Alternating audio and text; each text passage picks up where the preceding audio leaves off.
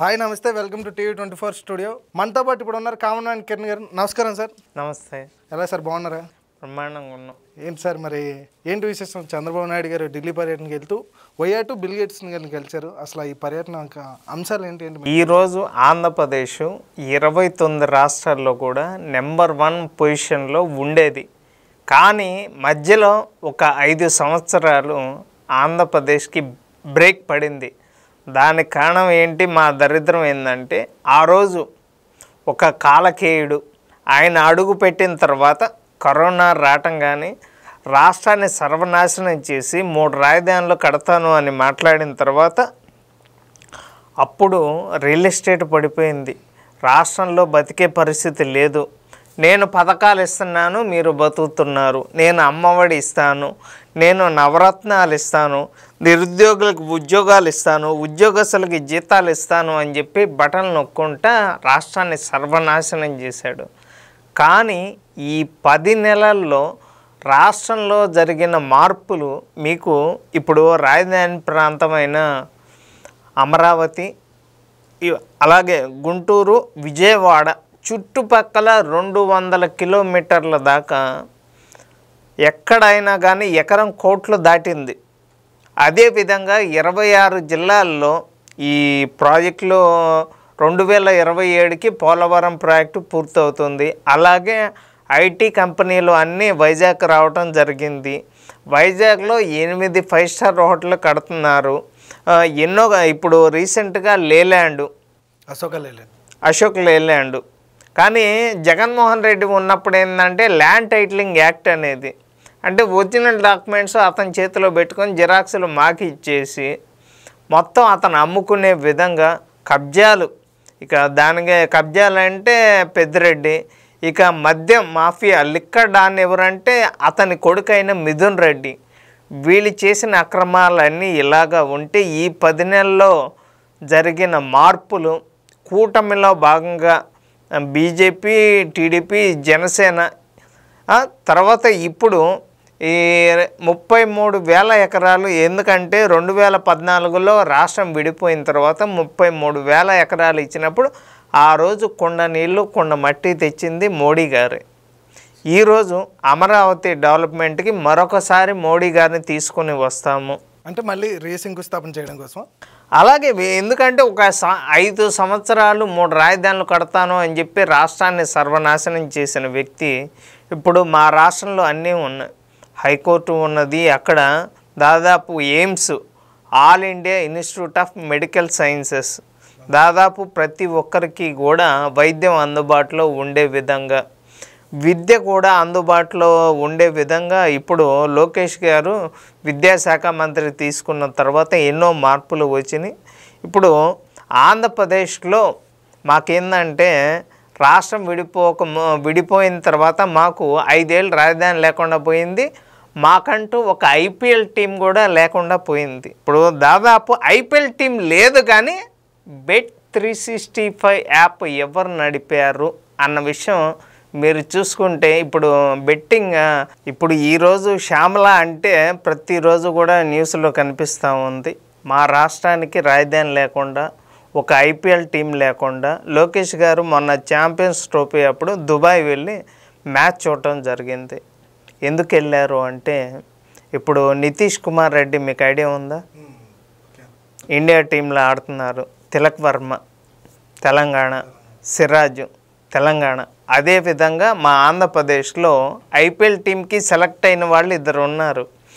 ఢిల్లీ టీంలో ఉన్నారు, ఇంకొకళ్ళు కూడా చెన్నై టీంలో ఉన్నారు. అలాగా ఇప్పుడు యువత కూడా ఐపీఎల్లో హైయెస్ట్ రిషబ్ పంత్ 27 కోట్లు ఒక్క 2 నెలలు ఐపీఎల్లో.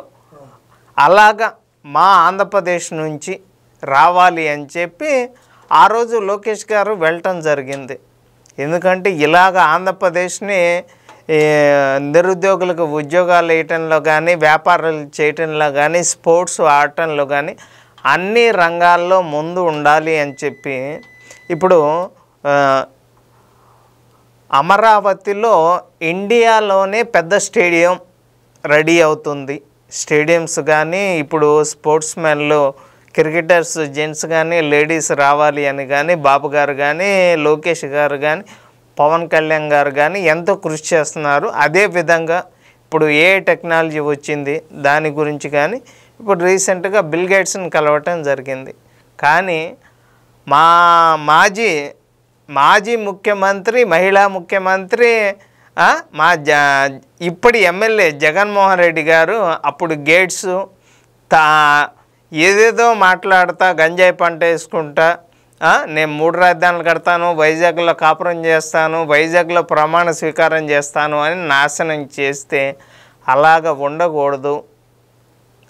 2047 విజన్ ఎలా ఉండాలి అనే విధంగా కృషి చేసే చంద్రబాబు గారు అలాగ ఉండాలి అని చెప్పి ఈరోజు బిల్ గేట్స్ గారిని కలవటం జరిగింది. 29 రాష్ట్రాల్లో ఆంధ్రప్రదేశ్ నెంబర్ 1 పొజిషన్లో ఉంటుంది అని చెప్పి నేనైతే చెప్పగలను. కానీ ఇప్పుడు ఆంధ్రప్రదేశ్లో పెట్టుబడులు పెట్టే వాళ్ళందరూ కూడా వాళ్ళకున్న డౌట్ ఏంటంటే 29లో జగన్ వస్తే మా పరిస్థితి ఏంటి? అతను ఒకటే టార్గెట్ పెట్టుకున్నాడు, నేను అధికారంలోకి వస్తే సప్త సముద్రాల అవతల ఉన్నా కూడా ఏ ఒక్కరిని వదిలిపెట్టను అంటున్నాడు. మీరు రెడ్ బుక్ రాశారు, నేను బ్లూ బుక్ రాస్తాను అంటున్నాడు. అంటే ఏంది? వీళ్ళంతా తప్పు చేసిన వాళ్ళే లోపలికి వెళ్తుంది. ఈరోజు బోరుగడ్డ అనిల్ కావచ్చు, పోసాని కృష్ణమురళి కావచ్చు, ప్రతి ఒక్కరు శ్యామల కావచ్చు, వల్లభనేని వంశీ కావచ్చు, వీళ్ళు కూడా పిన్నెల్లి బ్రదర్స్ మాచర్లలో అసలు అన్నదమ్ముళ్ళు ఇద్దరు కూడా మాచర్ల పల్నాడుని సర్వనాశనం చేశారు. ఎలక్షన్ రోజు ఈవీఎంలో పాము దూరింది అని చెప్పి ఎన్ని నాటకాలు ఆడు ఇవన్నీ చూసాము. తెనాల్లో కూడా చేసినట్టున్నారు. తెనాల్లో వాడు అన్నబత్తుల అతను అయితే డైరెక్ట్గా ఒక ఓటర్నే చెంపకి వేసి కొట్టారు. అంటే వాళ్ళు ఏ రకంగా అధికారం రాకముందలే, ఇక అధికారం వస్తే చూడండి మొత్తం భూ కబ్జాలు, ల్యాండ్ టైటిలింగ్ యాక్ట్లు. ఇతను డైరెక్ట్గా ఒక ఐఏఎస్ అధికారితోనే విశాఖ స్టీల్ ప్లాంట్ మొత్తాన్ని తీసేసి అక్కడ రాజధాని కడతానన్నాడు. అసలు ఎందుకు సార్ ఈ పరిశ్రమవేత్తలందరూ ఆ వ్యక్తికి అంత భయపడడానికి కారణం ఏంటి? ఎవరికి? వైఎస్ జగన్కి. ఎందుకంటే వాటాలు అడిగాడు. అప్పుడు ఏంది, రోడ్లు సరిగ్గా లేవు, కరెంటు నాణ్యమైన కరెంటు అని చెప్పి ఇష్టం వచ్చినట్టు కరెంటు బిల్లు పెంచి 9 సార్లు కరెంటు బిల్లు పెంచి ఒక లైటు ఒక ఫ్యాన్ ఉంటే 3000 వచ్చేది కరెంటు బిల్లు. ఒక లైటు ఒక ఫ్యాన్కి 3000 కరెంటు బిల్లు. మాట్లాడితే చెత్త పని వేసాడు, కరెంటు బిల్లు పెంచాడు, ఆర్టీసీ ఛార్జీలు పెంచాడు, 2,50,000 మందికి నిరుద్యోగ ఇతను వైసీపీ కార్యకర్తలకి వాళ్ళకి 5,000 జీతం ఇచ్చేసి వాళ్ళ మీద బిజినెస్ సాక్షి పేపరు మీకు ఇష్టం ఉన్నా లేకపోయినా ప్రతి ఒక్కరూ వేయించుకోవాలి అని చెప్పి వాళ్ళ మీద బిజినెస్ చేశారు. ఇసుక మాఫియా, కల్తీ మద్యాన్ని తీసుకెళ్ళి బ్యాంకులో తాకట్టు పెట్టాడు, సచివాలయాన్ని తీసుకెళ్ళి హెచ్డిఎఫ్సి బ్యాంకులో తాకట్టు పెట్టాడు, ప్రజావేదిక పడేశాడు, కలెక్టర్ ఆఫీసులు తాకట్టు పెట్టాడు, కనిపించిన ప్రతిదీ తాకట్టు పెట్టాడు. మీకు కంటైనర్లు తిరిగి మీకు తెలుసో తెలీదు, వైజాగ్లో 2 లక్షల ఎకరాల గంజాయి పంట వేశారు, 25,000 కేజీల డ్రగ్స్ తీసుకొచ్చాడు. ఎంతోమంది ఇప్పుడు శారదాపేట వైజాగ్లో శారదాపేట మరి ఆయనకు కూడా సెక్యూరిటీ ఇచ్చారు కదా సార్. జగన్ అంత సెక్యూరిటీ ఇవ్వాల్సిన అవసరం ఏముంది? మీకు ఇంకో విషయం చెప్తా. జగన్మోహన్ రెడ్డి ఏపీ సీఎంగా ఉన్నప్పుడు తాను వదిలిన బాణం ఎవరు షర్మిల తెలంగాణలో ఉన్నప్పుడు ఏపీ పోలీసులు షర్మిలకి ఎందుకు సెక్యూరిటీగా వెళ్ళారు ఎవ్వరికి అర్థం కావట్లా. తెలంగాణలో ఉంటే ఏపీ నుండి వెళ్ళారా? ఎందుకు మాకు తెలియదు. అలాగే ఎస్పీఓస్ మీకు తెలుసా, స్పెషల్ పోలీస్ ఆఫీసర్స్ దాదాపు 2,156 మంది సెలెక్ట్ చేసింది వాళ్ళే. ఎందుకు సెలెక్ట్ చేశారు అసలు? ఎందుకు సెలెక్ట్ చేశారంటే ఇసుక మాఫియా చేస్తున్నారు, కల్తీ మద్యం తీసుకొచ్చారు, గంజాయి పంట వేశారు, ల్యాండ్ టైటిలింగ్ యాక్ట్ తీసుకొచ్చారు, సరిహద్దు రాళ్ల మీద బొమ్మ వేశారు. ఇవన్నీ చేసే అరాచకాలకి ఆ టైంలో కరోనా రావటం కానీ వీళ్ళు దోచుకోవటం కానీ ఆక్సిజన్ సిలిండర్లు కరోనా టైంలో అందుబాటులో లేవు. ఇంత స్కాములు చేశారు. ఇక విడతల రజనీ వాళ్ళు 151 మంది ఎమ్మెల్యేలు చేసిన స్కాములు అన్నీ కూడా బయటకు వస్తున్నాయి. ఇప్పుడు రజనీ మీద కేసు నమోదైంది. విజయవాడ ఏసీబీ అధికారులు కేసు నమోదు చేశారు. ఎడ్లపాడు స్టోన్ క్రషర్ దాంట్లో వాళ్ళ దగ్గర డబ్బులు తీసుకున్న దాంట్లో. రోజా మీద కేసు నమోదైంది. ఆడుదాం ఆంధ్రాలో భాగంగా దగ్గరగా 100 కోట్ల పైగా స్కామ్. అందులో బైరెడ్డి సిద్ధార్థ రెడ్డి, రోజా అత్త, బైరెడ్డి సిద్ధార్థ రెడ్డి అల్లుడు. ఎవరితో ఆడారు? ఆ 11 మంది ప్లేయర్లు బాగా ఆడారు. 5 ఏళ్ళు ఈ 11 మంది ప్లేయర్లు, 11 మంది కాదు 151 మంది ప్లేయర్లు బాగా ఆడితే 11 మంది వచ్చారు. ఈ 11 మంది దొంగల్లాగా అసెంబ్లీకి వచ్చి సంతకాలు పెట్టి వెళ్తున్నారు. అవును, ఈరోజు స్పీకర్ గారు కూడా సభలో చెప్పారు. అసలు అంత దౌర్భాగ్యం ఏంటండి? అసలు అసెంబ్లీలో అడుగు పెట్టారు అంటే వాళ్ళకి అర్హత ఉన్నట్టే. సార్, అసెంబ్లీకి వచ్చి ఒక ఎమ్మెల్యేలు కానీ ఎమ్మెల్సీలు కానీ ఇప్పుడు మిమ్మల్ని గెలిపించిన తర్వాత మీరు వచ్చి ప్రజల గురించి సమస్యల గురించి మాట్లాడకపోతే మీకు ఒక్కొక్కరికి 1,25,000 జీతాలు 11 మందికి ఎందుకు ఇవ్వాలి చెప్పండి? అంటే జీతాల కోసమే సంతకాలు పెడతాను వాళ్ళు. ఏంది నువ్వు జీతాల కోసమే వస్తున్నట్టున్నావు, ప్రజల సమస్యల గురించి ఎందుకు మాట్లాడలా? జగన్మోహన్ రెడ్డి ఎందుకు ప్రతిపక్ష హోదారా? నీకు ప్రజలే ఇవ్వనప్పుడు ఇప్పుడు ఎందుకని నువ్వు అసెంబ్లీకి ఎందుకు రావట్లా? ఇప్పుడు జగన్ పులివెందుల ఎమ్మెల్యే కదా సార్, మరి పులివెందుల్లో సమస్యలు ఉంటాయి కదా, ఎవరు మాట్లాడతారు? చెప్పాలి కదా. ఆల్రెడీ డిప్యూటీ స్పీకర్ గారు చెప్పారు, నువ్వు అసెంబ్లీకి రాకపోతే పులివెందుల్లో బై ఎలక్షన్లు వస్తాయి అన్నారు. వస్తాయి, ఖచ్చితంగా రావచ్చు. ఈసారి అక్కడ బీటెక్ రవి గారు గెలుస్తారు. అక్కడ ఎలక్షన్లు ఉంటే మాత్రం ఖచ్చితంగా ఎంతో మార్పులు. 23 సీట్లు దాదాపుగా 164 వచ్చినాయి అంటే చూడండి కూటమిలో భాగంగా. మరి అంతే కదా, 151 ఎక్కడ, 11 ఎక్కడ, 23 ఎక్కడ, 161 ఎక్కడ. సరే 11 ఇచ్చిన తర్వాత ప్రజల గురించి మాట్లాడడానికి అసెంబ్లీకి రమ్మన్నారు. నేను ప్రతిపక్ష హోదా ఇస్తేనే వస్తాను, నాకు సీఎంతో పాటు సమానంగా నన్ను గౌరవించాలా? అసలు నువ్వు ఎలకను పట్టుకోవటానికి 1 కోటి రూపాయలు, ఎగ్ పఫ్ఫులు తినటానికి 3.5 కోట్లు, నిమ్మరసం తాగటానికి 70 లక్షలు, ఇంటి చుట్టూ కంచె వేసుకోవటానికి ఎంత ఖర్చు పెట్టావు? సరిహద్దు రాళ్ల మీద ఇక ఋషికొండ మీద నువ్వు కట్టిన అద్భుతమైన కట్టడంలో ఈ బాత్రూంలో కానీ ఆ ఫ్యాన్ కానీ, బాత్రూంలో కూర్చుంటే బీచ్ కనపడాలి అన్న ప్లాన్ ఉందో చూసావు, అది హైలైట్. అదే బాత్రూంలో మసాజ్ టేబుల్ ఉంది. దేనికోసం? మరి అక్కడ ఎవరితో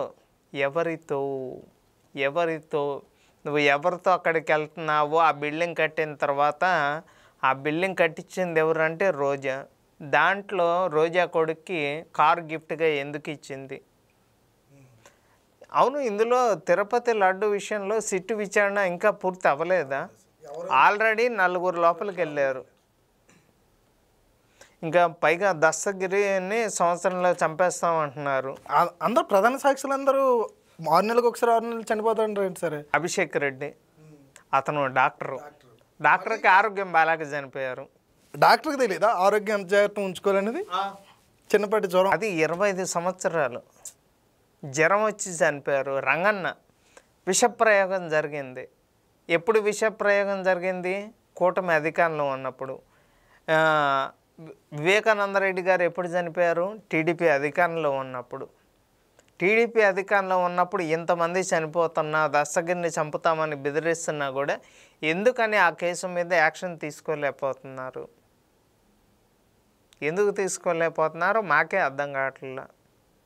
అంటే సాక్షులందరూ కూడా వరుస మరణాలు రావడం, ఆ కేసుని ఏమైనా పక్కన పెడుతున్నారా, లేకపోతే అవినాష్ రెడ్డి ఏమైనా ఇదే కేసులో ఇంకిద్దరు చనిపోతే ఈ కేసు క్లోజ్ అయిపోయింది. దస్తగిరి ఒకళ్ళు, అవినాష్ రెడ్డి ఒకళ్ళు, మర్చిపోయా ముగ్గురు, సునీల్ యాదవ్, ఈ ముగ్గురు చనిపోతే ఈ కేసు క్లోజ్ అయిపోయింది. చెప్పారుగా, వాళ్ళే చెప్పారు డైరెక్ట్గా, సంవత్సరంలో లేపేస్తామని చెప్పారు. అతని భార్యని డైరెక్ట్గా బెదిరించారు కదా 2 లేడీస్ వచ్చి. మరి అదే ఈ కూటమి ప్రభుత్వంలో టీడీపీ కార్యకర్తల మీద కూడా అటాక్లు అవుతున్నాయి సార్. అసలు మా బాధ ఏంటంటే టీడీపీ కార్యకర్తల్ని కోల్పోయామనే బాధ ఒకవైపు ఉంది. రీసెంట్గా కూటమిలో భాగమైన తర్వాత నాగబాబు మాట్లాడిన మాటలు, పవన్ కళ్యాణ్ మాట్లాడిన మాటలు పుండు మీద కారం జల్లినట్టు మాకు అనిపించింది. ఎందుకంటే మా కార్యకర్తలను కోల్పోయాము మేము అధికారంలో ఉన్నాక. అంటే మాకు అర్థం కావట్లేదు, మేము అధికారంలో ఉన్నా ప్రతిపక్షంలో ఉన్నా కార్యకర్తను కోల్పోవటం అనే కామనా? మాకు అర్థం కావట్లేదు. అది అధికారంలో ఉండి కార్యకర్తల మీద దాడులు జరుగుతున్నాయి అంటే మరి ప్రభుత్వ నిర్లక్ష్యమే కదా సార్. కార్యకర్తలను కాపాడుకునే బాధ్యత పార్టీది కదా. ఇప్పుడు నేను అనే మాట మీరే డైరెక్ట్గా చెప్పిన తర్వాత మాకు అర్థం కావట్లేదు, ఎందుకని యాక్షన్ తీసుకోలేకపోతున్నారు. ఆ కార్యకర్త చనిపోతే ముందు కూడా ఒక వీడియో రిలీజ్ చేశారంట. నాకు ఇలా భయం ఉంది. అసలు ముందే చెప్పారంట, నన్ను చంపేస్తున్నారు, నా తల్లి మీద దాడి చేశారు, నా కుటుంబం సభ్యుల మీద దాడి చేస్తున్నారు, నన్ను చంపేస్తారు అని చెప్పిన తర్వాత కూడా అలాంటి వ్యక్తిని కాపాడుకోలేని పార్టీ అధికారంలోకి వచ్చినాక నీకు కంపెనీలు కావాలా కార్యకర్తలు కావాలా కిరణ్ అంటే, మాకు ముందు కార్యకర్తలు కావాలి తర్వాత కంపెనీలు కావాలి అని చెప్పి నేనైతే డైరెక్ట్ చెప్తాను. అంటే చాలామంది ఏమంటున్నారంటే పోలీసులు ప్రభుత్వాలు మారినా కూడా పాత రుచులు పోలేదో అంటున్నారు. మరి అవును, దాని గత 5 సంవత్సరాలుగా పంది కొక్కులు తిన్నట్టు తిన్నారు. మీకు ఇసుక మాఫియా జరిగిందని తెలుసు, కల్తీ మద్యం జరిగిందని తెలుసు, గంజాయి పంట 2 లక్షల ఎకరాల్లో వేశారు అని తెలుసు. అలాగే డ్రగ్స్ మీకు రీసెంట్గా అసలు ఎక్కడ గంజాయి దొరికింది అంటే దానికి Andhra Pradesh head office Vizag. Drugs 25,000 కేజీల డ్రగ్స్ యువతని సర్వనాశనం చేయటానికి ఈ ట్యాబ్లు ఇవ్వటం కావచ్చు, కల్తీ మద్యాన్ని తీసుకురావటం కావచ్చు, ఎన్నో అరాచకాలు. అప్పుడు మంగళగిరి పార్టీ ఆఫీసు మీద దాడి, చంద్రబాబు గారి ఇంటి మీద దాడి, ప్రతి ఒక్కరిని బూతులు తిట్టడం, నీ అమ్మ మొగుడు చెప్పాడా అంటాం, ఇష్టానుసారంగా మాట్లాడారు. ఆ రోజు 5గురు లాగేసుకుంటే మీ ప్రతిపక్ష హోదా పోయిద్ది అన్న వ్యక్తి ఈరోజు ప్రతిపక్ష హోదా ఇవ్వండి అని చెప్పి అడుక్కుంటున్నారు. ఎమ్మెల్యే స్థాయికి పరిమితం అయిపోయి. ఒక ఎమ్మెల్యే అనుకోండి, ఏమంటారు చెప్పండి? ఆయన ప్రతిపక్షం కావాలంటున్నారు కదా సార్. ప్రతిపక్షం కావాలా? ఎవరు ఇవ్వాలి నీకు ప్రతిపక్షం? ప్రజలు ఇవ్వాలా? ప్రజలు ఇవ్వలే కదా. నీకేమన్నా స్పీకర్ ఇస్తారనుకుంటున్నావా? డిప్యూటీ స్పీకర్ ఇస్తారనుకుంటున్నావా? డిప్యూటీ స్పీకర్ గారు తాను ఎంపీగా ఉన్న టైంలో హైదరాబాద్ నుంచి లాక్కొని వెళ్ళి గుంటూరు సిఐడి అధికారులు కొట్టి చంపేస్తామన్న తర్వాత అధికారంలోకి వచ్చిన తర్వాత కేసు పెడితే ఇంత మట్టి తెల్ల. అదే కేసులో ఉన్న డాక్టర్ ప్రభావతి, దొంగ డాక్టర్ సర్టిఫికెట్ ఇచ్చిన ప్రభావతి గుంటూరు కొట్టపాడు ఏరియా మా ఇంటికి దగ్గరలో దాదాపుగా ఇంకా వైద్యం చేస్తా రోజుకి లక్షలు సంపాదిస్తుంది. ఎందుకని ఇంకా కేసు నమోదు చేయలే వాళ్ళ మీద? ఎందుకని నీరు గారుస్తున్నారు ఆ కేసు? మాకు అర్థం కావట్లేదు. కార్యకర్తల్ని కాపాడుకోలేకపోతున్నాం, కేసుల్లో ఉన్న వాళ్ళని లోపలేయలేకపోతున్నాం. అసలు ఎమ్మెల్యేలు కూడా అసెంబ్లీలో టీడీపీ ఎమ్మెల్యేలు కూడా ఏం మాట్లాడుతున్నారు అంటే, నేను చెప్తే ఎంఆర్ఓని వింటలేదు అంటున్నారు. అసలు ఏం ప్రభుత్వం మారినా కూడా ప్రభుత్వ అధికారులు ఆ పాత రుచులు పోవట్లేదు. పోలీస్ అధికారుల నుంచి కానీ లేదంటే మీరు అన్నట్టు ఎంఆర్ఓ ఎంపీ ఆఫీసుల్లో కానీ ఎందుకు ఆ రుచులు ఎందుకు పోవట్లేదు? అదేవిధంగా మీకు ఇప్పుడు డిఎస్సి కూడా ఉంది, ఈ నెలలో ఉంది. గవర్నమెంట్ టీచర్లు నాతో డైరెక్ట్గా అన్నమాట ఏంటంటే, జీతాలు తీసుకోవటానికి గవర్నమెంట్ స్కూల్లో టీచర్లు ఉంటున్నారు కానీ చదువు చెప్పించుకోవడానికి విద్యార్థులు ఉండలేదని చెప్పి డైరెక్ట్గా చెప్పారు. విద్యార్థులంతా ప్రైవేట్ కాలేజీల వైపు ప్రైవేట్ స్కూళ్ళ వైపు వెళ్ళిపోతున్నారు అని చెప్పారు. ఇలాంటి వాళ్ళకి తల్లికి వందనం ఇవ్వాలి అని చెప్పి అడుగుతున్నారు. ఓకే చెప్పారు కాబట్టి ఇవ్వాలి, కానీ ఇక్కడ డిఎస్సి పోస్టులో టీచర్లు ఉంటున్నారు కానీ విద్యార్థులు లేరు అనే బాధ నాకు ఉంది. విద్యార్థులు ప్రైవేట్ పాఠశాలకి వెళ్తున్నారు. మాకు అదే అక్కడ లక్షలు ఫీజులు కట్టించుకుంటా రీసెంట్గా చైతన్య కాలేజీ చూసాం. 100 రూపాయల టీషర్ట్ కొని దాని మీద చైతన్య కాలేజీ లోగో వేసి టీషర్ట్లు 500కి అమ్ముతున్నారు. 500కి అమ్ముతున్నారు. మీరు బట్టలు మా దగ్గరే కొనాలా, పుస్తకాలు మా దగ్గరే కొనాలా, చదువు మా దగ్గరే చెప్పించుకోవాలా? ఇది వ్యాపార సంస్థల్లో మారిపోయినాయి విద్యా సంస్థలు. మరి గవర్నమెంట్ టీచర్లకు లక్షల జీతాలు గవర్నమెంట్లు వేస్తున్నాయి, అక్కడ విద్యార్థులు ఉండలేదు. ఏం చేద్దాం? గవర్నమెంట్ స్కూల్ని తీసేద్దామా? వీళ్ళు ఫండ్స్ ఇస్తున్నారు కానీ ఊరక కూర్చోబెట్టి జీతాలు ఇవ్వలేం కదండి గవర్నమెంట్ స్కూల్లో టీచర్లకి. మరి అప్పుడు ప్రైవేట్ కాలేజీలే స్కూళ్ళు కాలేజీలే పెట్టండి, గవర్నమెంట్ స్కూళ్ళు గవర్నమెంట్ కాలేజీలు తీసేయండి, అప్పుడు వాళ్ళకి జీతాలు ఇవ్వాల్సిన పనిలే కదా. ఊరక జీతాలు ఇచ్చేది దేనికి? ఎందుకంటే తల్లిదండ్రుల్లో మార్పు రావాలి. వీళ్ళ దగ్గర డబ్బులు ఉన్నాయో లేవో తెలుసుకోకుండా ప్రతి ఒక్కళ్ళు అసలు ఎల్కేజీ పిల్లవాడికి సీటు దొరకట్లా స్కూల్లో. ఎమ్మెల్యే సీటు దొరుకుతుంది రాజకీయ పార్టీ నాయకులకి, స్కూల్లో మా పిల్లవాడికి సీటు దొరకట్లేదు. దానికి కూడా ఎమ్మెల్యే రికమెండేషన్ లెటర్లు వెళ్తున్నాయి. మీకు అర్థం కావట్లా. తల్లిదండ్రి గ్రాడ్యుయేషన్ పోస్ట్ గ్రాడ్యుయేషన్ చేస్తేనే ఎల్కేజీ స్కూల్లో సీటు దొరికిద్దంట. తల్లిదండ్రులు చేసుకోవాలి.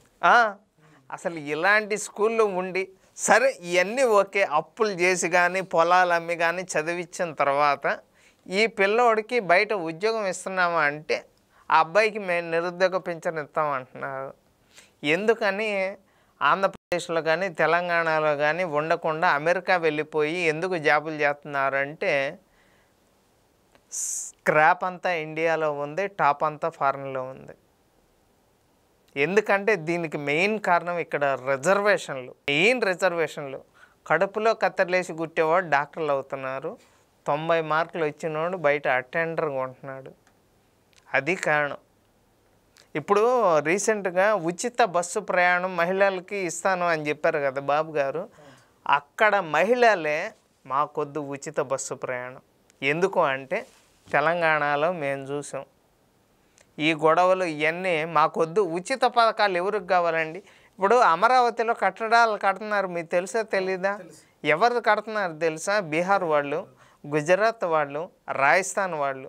వీళ్ళు వ్యాపారాలు చేసుకుంటుంటే ఏపీ తెలంగాణ వాళ్ళు మాకు రేషన్ బియ్యం వేయండి, మాకు ఉచిత సిలిండర్లు ఇవ్వండి, మాకు ఉచిత బస్సులు ఇవ్వండి ఇవి అడుగుతున్నారు.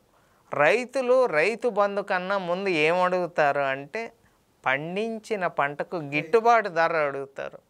అది ఇవ్వలేకపోతున్నాము. ఎందుకంటే సినిమా వాళ్ళకేమో సార్ మేము భారీ బడ్జెట్ పెట్టాము, సినిమా టికెట్ రేట్లు 100 రూపాయలు ఉన్న టికెట్ 1000 రూపాయలు చేయండి, 300 ఉన్న టికెట్ 3000 చేయండి అంటున్నారు.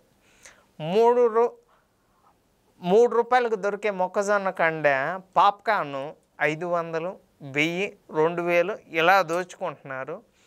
రైతు పండించిన పంటకి గిట్టుబాటు ధర ఎందుకు ఇవ్వలేకపోతున్నారు? రైతులకు ఎందుకని గవర్నమెంట్లో న్యాయం చేయలేకపోతున్నాయి? రైతులకు ఎందుకు నీళ్లు గత 5 సంవత్సరాలుగా ఎందుకు పోలవరం ప్రాజెక్టు పెండింగ్లో పెట్టారు? కానీ ఇప్పుడు కూటమి ప్రభుత్వంలో రైతులు ధాన్యం అమ్మిన 24 గంటల్లోనే ఇప్పుడు అన్నీ బాగానే వస్తున్నాయి. మీకు 2000 నేనే చెప్తున్నా, ఒక టీడీపీ కరుడుగట్టిన కార్యకర్తగా 2027కి పోలవరం ప్రాజెక్టు పూర్తవుతుంది. అదేవిధంగా 26 జిల్లాల్లో సాగునీరు కానీ తాగునీరు అందుబాటులో వస్తాయి. అలానే విజయవాడలో వైజాగ్లో కూడా మెట్రో 100% కేంద్రం నుంచి నిధులు తెచ్చి మరి పూర్తి చేస్తాం అంటున్నారు.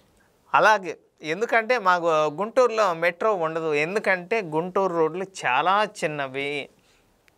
అందుకే మా గుంటూరుకి రాలేదనే బాధ నాకు లేదులే. కానీ ఎందుకంటే గుంటూరు రోడ్ల గురించి కానీ విజయవాడ విస్తరణ జరుగుతుంది ప్రతి ఒక్కళ్ళు. ఎందుకంటే ఈరోజు ప్రపంచ దేశాలు ఎలా డెవలప్ అవుతున్నాయి, ఎలా ముందుకెళ్తున్నారు. ఇంకోటి ఉంది, ఈరోజు వెనకబట్టడానికి కూడా 2019 నుంచి 24 దాకా మత మార్పిళ్ళు ఎక్కువ జరిగినాయి. మీకు అర్థం కావట్లా, హిందువుల్ని ఎవరు వ్యతిరేకిస్తారు అంటే మత మార్పిళ్ళు చేసుకున్న హిందువులే. అసలు చర్చిలో పాస్టర్లు ఆడే నాటకాలు చూడండి, 10వ భాగం అంట.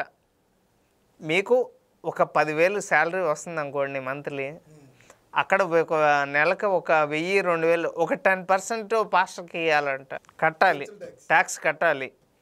నువ్వు వేరే చర్చికి వెళ్ళకూడదు, ఎవ్రీ సండే ఇదే చర్చికి రావాలా, ప్రతి నెల 10% పాస్టర్ కట్టాలి.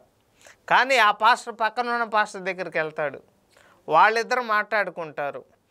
ఈ పాస్టర్లకి గవర్నమెంట్ ఎందుకు డబ్బులు ఇవ్వాలి?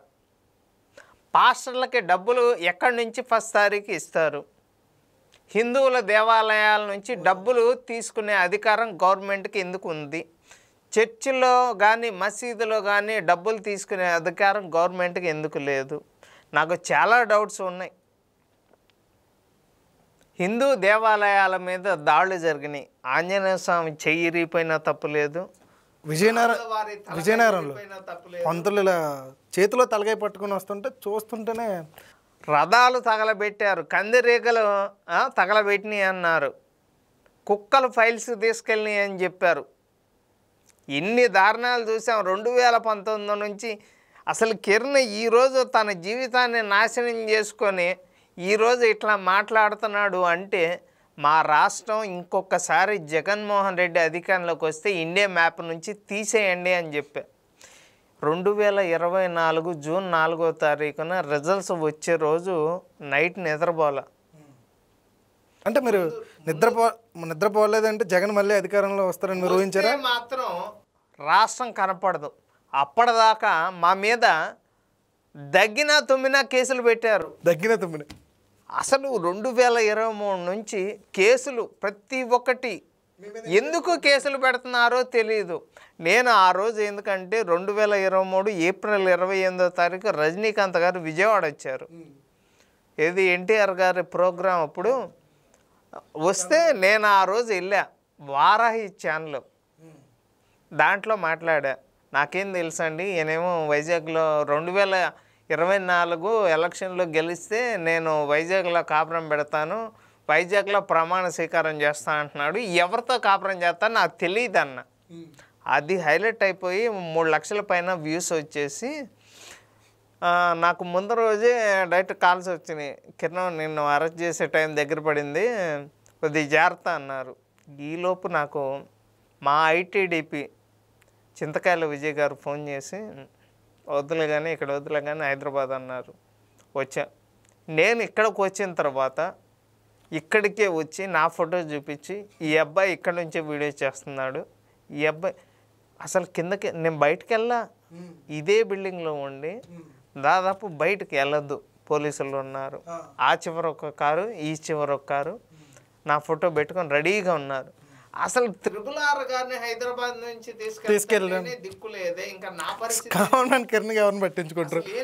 మళ్ళీ సొంత ఎంపీ ఆ టైంలో వైఎస్ఆర్సీపీ ఎంపీనే తీసుకెళ్ళి గుంటూరులో అసలు తన గుండెల మీద అసలు వచ్చేటప్పుడేమో మామూలుగా నడుచుకుంటూ వచ్చారు, అసలు వెళ్ళేటప్పుడు ఏ రకంగా కొట్టారు, ఒక రకం చంపేమని చెప్పాడు. కానీ అంత క్రూరంగా ప్రవర్తించడం ఏంటి సార్? ఒక మనిషి అన్నాక బాబాయిని చంపితేనే దిక్కు దివాణా లేదే.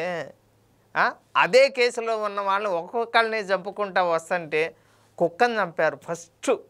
అది చనిపోకముందు ఒక 15 రోజుల ముందే కుక్కను చంపేశారంట. ఎప్పుడు 2019 మార్చి 15. కానీ ఆ కేసు ఇప్పటికీ పెండింగ్. 6 ఏళ్ళు దాటింది. చంపింది ఎక్కడో తెలుసా? ఆంధ్రప్రదేశ్లో. కేసు ఎక్కడ నమోదైంది తెలుసా? తెలంగాణలో. కానీ రీసెంట్గా వాళ్ళ అమ్మ మీద వాళ్ళ చెల్లి మీద కేసు పెట్టాడు ఆస్తుల కోసం.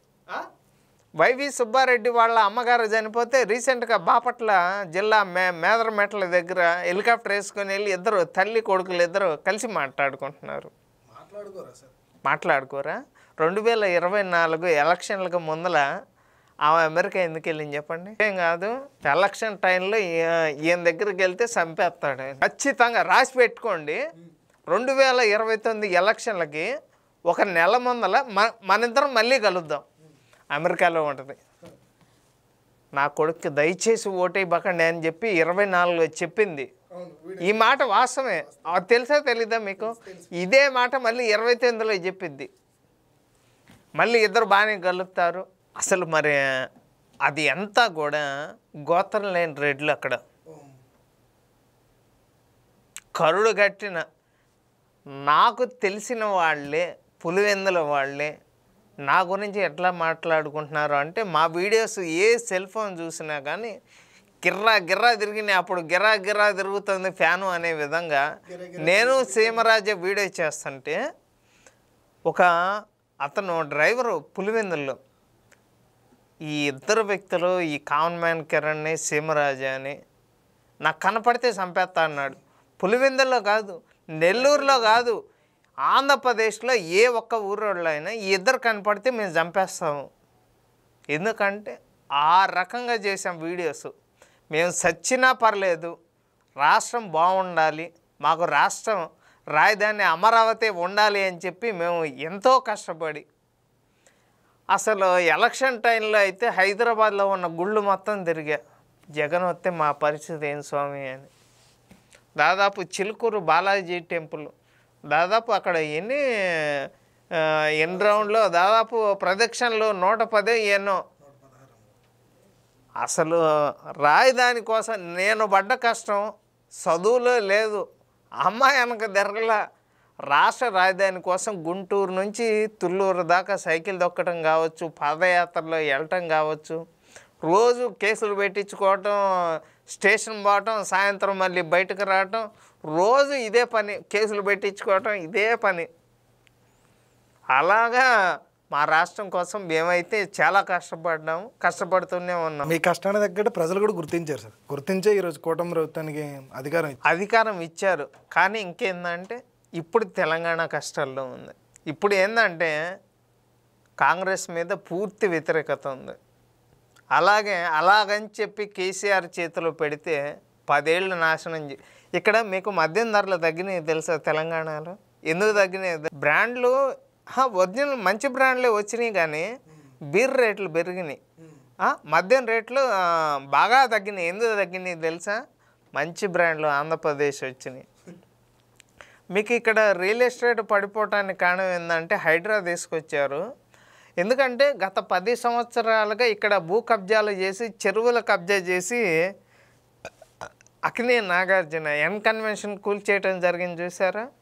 అది కూడా అక్రమ కట్టడమే. అలాగ కట్టిన తర్వాత రియల్ ఎస్టేట్ పడిపోయింది. కానీ ఏపీలో రియల్ ఎస్టేట్ ఎట్టుందనుకున్నారు? భయంకరంగా ఉంది. ఈరోజు మీరు తెలిసే గుంటూరు, విజయవాడ ఒకసారి వెళ్ళండి. రియల్ ఎస్టేట్ ఎట్లా ఉందో చూడండి. ప్రాజెక్టు పనులు ఎట్లా జరుగుతున్నాయో చూడండి. కంపెనీలు వచ్చినాయో రాదో చూడండి. మీకు వైజాగ్ ఎట్లా తయారవుతుందంటే బాంబేని తలదన్నే విధంగా తయారవుతుంది. నారా లోకేష్ గారు కూడా ఐటీ సెల్ మొత్తం వైజాగ్లో ఉండేలా. అసలు వైజాగ్ సిటీని నేను ఒకే ఒక్క రోజు వెళ్ళా. అద్భుతమైన నగరం.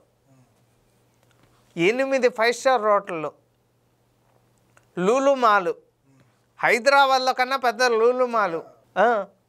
అసలు ఏ రకంగా వైజాగ్ డెవలప్ అవుతుందంటే ఇప్పుడు స్టేడియం పేరు కూడా మార్చాడు. అది ఆ పేరు మార్చి మీరు చేసిన దరిద్రాలే అన్ని పేర్లు తీసి మీ అయ్య పేరు, నీ బొమ్మలు అంటే ఎలక్షన్లు వచ్చిందాకేమో వాళ్ళ అయ్య పేర్లు పెట్టుకుంటాడు. ఎలక్షన్లు అయిపోయి గెలిచాము అంటే మాత్రం అన్నీ జగన్మోహన్ రెడ్డి పేరే.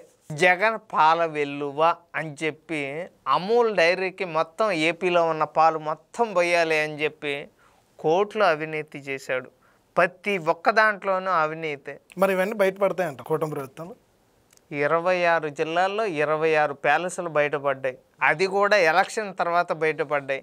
అది గనక ఎలక్షన్ ముందు బయటపడినట్టయితే ఆ 11 సీట్లు కూడా వచ్చాయి కాదు. కానీ విజయసాయి రెడ్డి గారు ఇదే భయంతో రాజీనామా చేసి మరి రాజకీయాలు దూరంగా అయినా వదిలిపెట్టేది లేదుగా.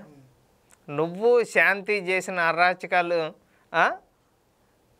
నీ పక్కన శాంతి, మాకు లేదు విశ్రాంతి. నువ్వు శాంతి ఇద్దరు చెల్లెళ్ళతో ఆడిన ఆటలన్నీ తెలుసు. చాలా చేశారు. ఎవరిని వదిలిపెట్టేది లేదు. విజయసాయి రెడ్డిని వదిలిపెట్టేది లేదు, పెద్దిరెడ్డిని వదిలిపెట్టేది లేదు, మిథున్ రెడ్డిని, చెవిరెడ్డిని, జగన్మోహన్ రెడ్డిని, అవినాష్ రెడ్డిని, ప్రతి ఒక్కరిని రెడ్డి ఏ రెడ్డిని కూడా కల్తీ రెడ్లు వీళ్ళు ఉన్నారు. అసలు ఎంత బాబుగారి ఫ్రెండ్ అయినా పెద్దిరెడ్డిని వదిలిపెట్టేది లేదు. ముందు ఆయన చేసిన అరాచకాలు చెప్పమంటారా? అన్ని భూ కబ్జాలు ఎన్ని చేశాడు అన్నీ బయటకు వస్తున్నాయి కదా. రీసెంట్గా పొంగనూరులోనే టీడీపీ కార్యకర్త చనిపోయింది. ఇంకా ఆయన చేసిన తప్పులకి బయట ఉంచాలా, లోపల వేయాలా? మేమైతే లోపల వేయమనే చెప్తాం. పోసాని లాంటి వాడు అరెస్ట్ అయ్యి బయటకు వస్తే పోసాని ఏం చేశాడండి? పోసాని కేసు పడ్డా సార్. మరి రేపు పొద్దున్న జగన్ అరెస్ట్ అయితే ఏంది? జగన్ మీద ఆల్రెడీ కేసు నమోదైంది గుంటూరు నారంపాలెం పోలీస్ స్టేషన్లో. నువ్వు RRR గారిని కొట్టిన కేసులోనే ఎవరు పెట్టారు తెలుసా నీ మీద కేసు? నీ ఎంపీఏ, అప్పటి ఎంపీఏ నీ మీద కేసు పెట్టింది. జగన్మోహన్ రెడ్డి బాబాయ్ కేసు. ఎవరిది? చంపింది ఎవరు? గొడ్డలు అంతే ఉంది, కదిరిగోటలి. అవినాష్ రెడ్డి బయటే ఉన్నాడు, భారతి ఇప్పుడు వివేకానంద రెడ్డికి పోస్ట్ మార్టం చేసింది ఎవరు చెప్పండి? భారతి వాళ్ళ నాన్నగారు ఆయన ఉన్నాడా? ఎలా ఎలా ఎలా ఏముంది? చంపింది భారతి హారతి ఇచ్చింది వీళ్ళందరికీ. వాళ్ళందరికి కాదు, వాళ్ళ నాన్నకి. నీకు మీ నాన్న ముఖ్యమా మీ ఆయన ముఖ్యమా అంటే నాతో కాపురం చేయని మా ఆయనే ముఖ్యం ఉంది. ఎవరితో అంటే అవినాష్ రెడ్డితో. ఇంకా అది కూడా నాతో నేను చెప్పించావుగా. అదండి కామన్ మ్యాన్ కిరణ్ గారితో ఈరోజు చక్కటి సందేశం. Thank you.